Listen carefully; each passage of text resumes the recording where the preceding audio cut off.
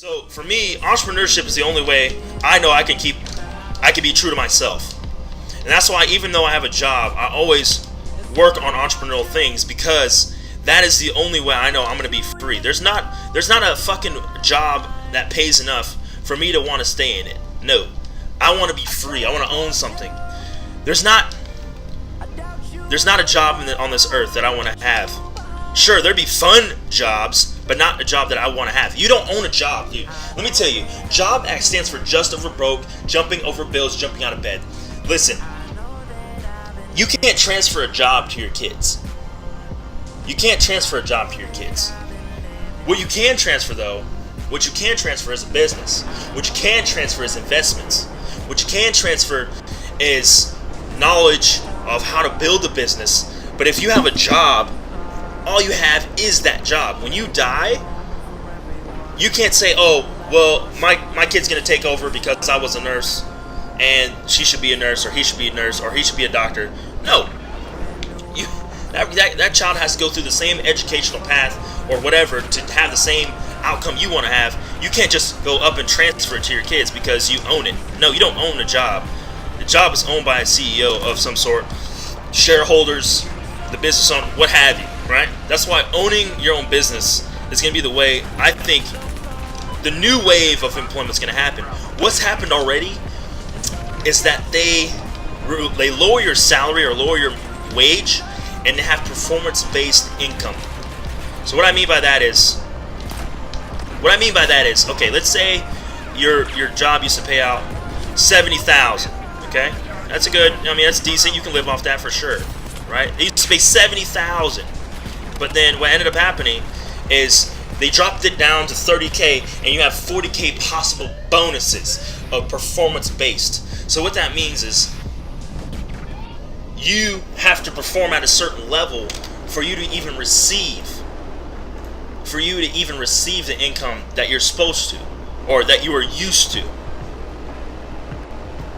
So let's say this. Let's say you're a salesperson. Let's say let's not even say that. Let's say you're let's say you're an engineer. Say you're an engineer. So you're an engineer. Maybe you're a software engineer. Perfect. That's a perfect example. Software engineers are very prevalent today. Very needed.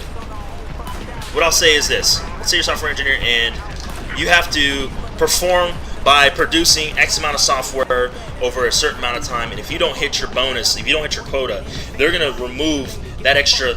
Let's say if you take 40K, chop it into 12, so it's what, 3,500 roughly, right? So, and you're used to bringing home what, 30K, so it's 2,500. So you're going to get a guaranteed 2,500 a month on salary. There's 26 pay periods, so you're going to make 1153.86, something like that. 1153 something every pay period, right? So that's what happens. And then what happens is if you hit your bonus, okay, now you get your $3,500 bonus that you used to. But if you don't, then no, you don't get that bonus. You're just gonna only take home that $2,500. But guess what? You've already budgeted in.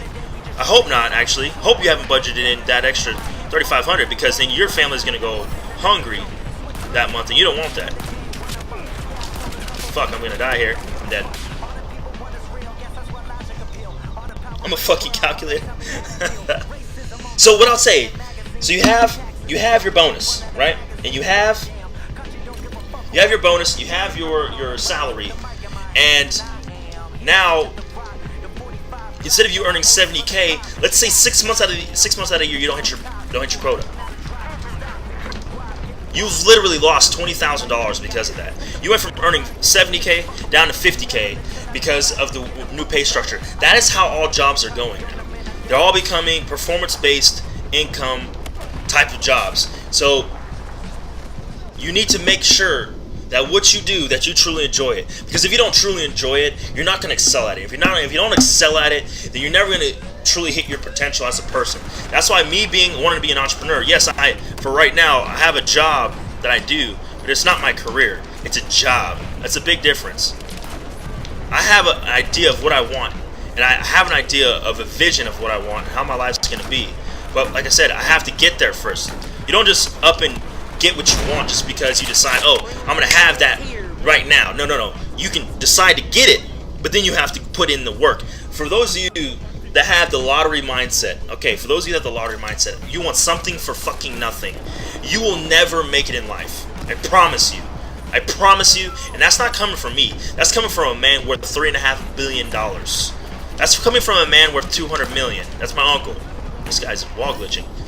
That's coming from another millionaire I know. He's worth about $15 million.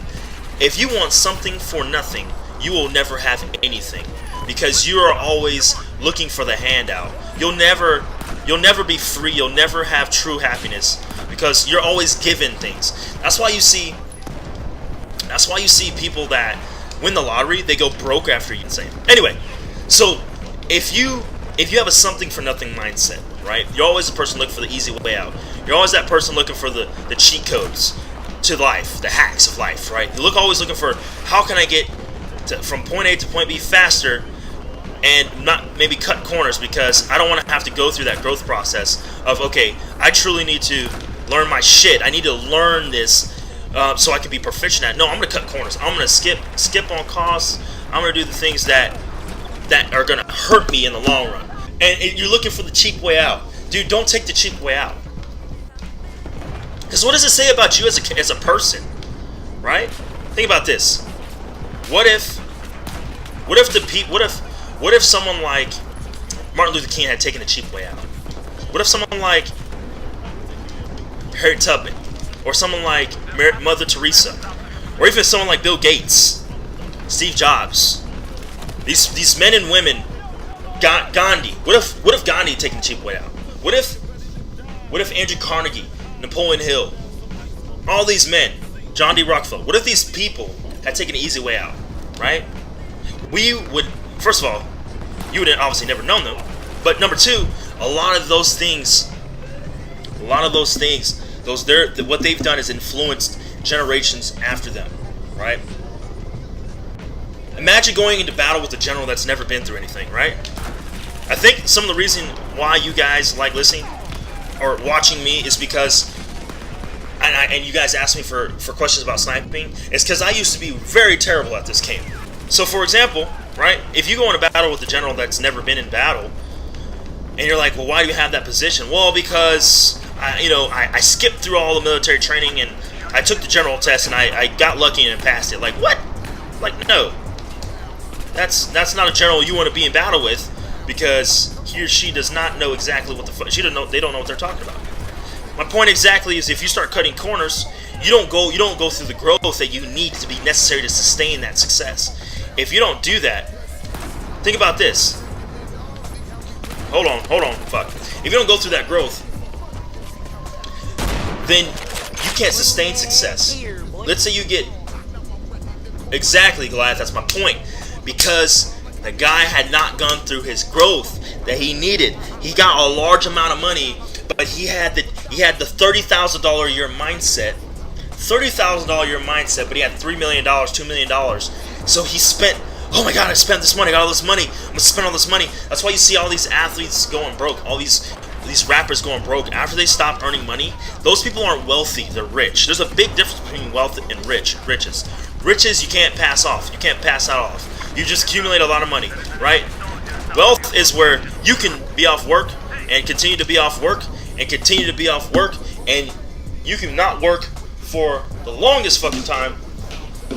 If you hit the lotto and you haven't grown your mind to match your income, your money will match your mind eventually. Does that make sense?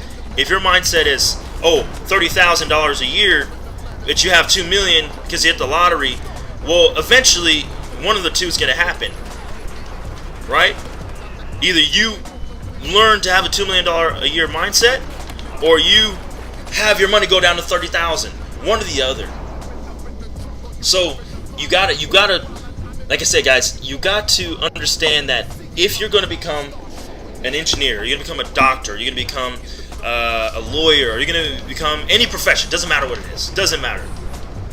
Don't stop learning outside of school, because if you go to college to get that degree, right, it's an expensive receipt. That's how I see it.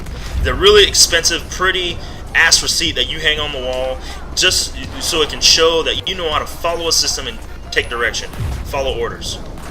I'm always thirsty for knowledge, okay? How do you start a business? How do you learn to lead people? How do you influence people? How do you get people to do what you want them to do without hurting them, without being malicious towards them, but giving them what they want so you can get what you want? How do you do that?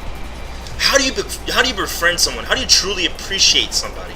How do you truly care for someone so that when shit hits the fan, they know that they can count on you? How do you do that?